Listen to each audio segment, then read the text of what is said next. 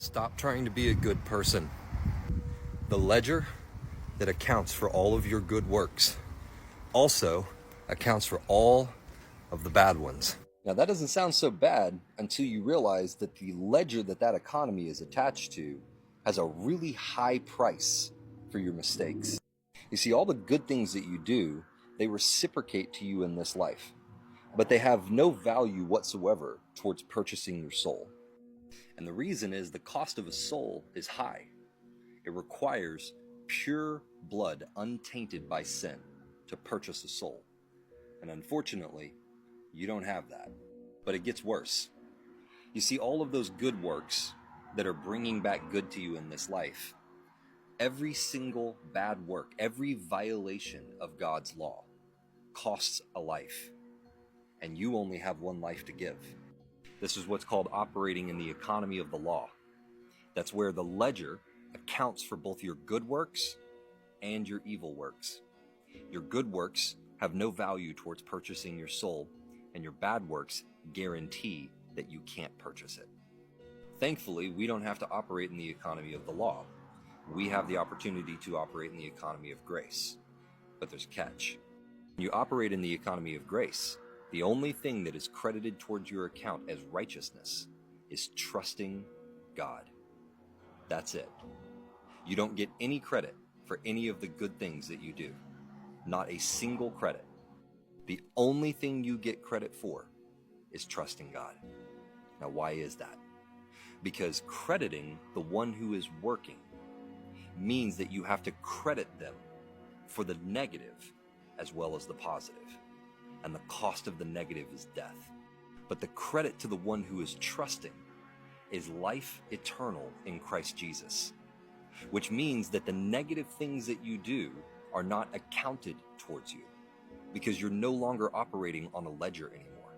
You're operating in the economy of grace, where the only thing that has value is trust in God. Now, this, of course, begs the question, why would we do anything good if it's not going to be credited to our account? If the only thing that's credited to our account for righteousness is trust, then why do anything good at all? Why not just trust God and then do evil for the rest of our lives? This is, again, where we don't understand the difference between the economy of grace and the economy of law. In the economy of law, you do good things to receive blessings in this life. In the economy of grace, you do good things as a response to the unbelievable price that Jesus paid for you to be able to purchase your soul by trusting in Christ. You see, in the economy of law, the good works are about us.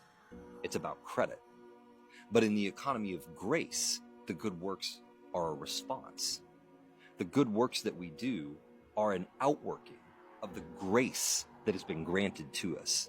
This is why Jesus said the one who is forgiven much loves much, and the one who is forgiven little loves little. He was speaking about a person who is operating in the economy of law.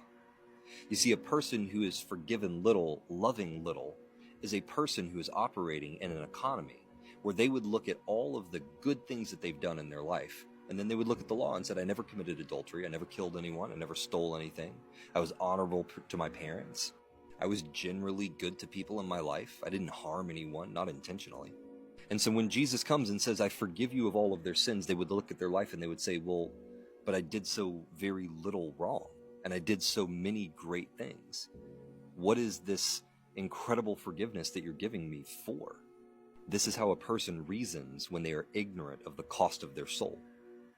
When they don't understand that the cost of their soul was the Son of God on the cross being brutally and viciously tortured, taken to a death that is unfathomable, carrying the weight of every single sin that every single human being has ever in the history of mankind committed, experiencing the darkness that is to be separated from the Father of light.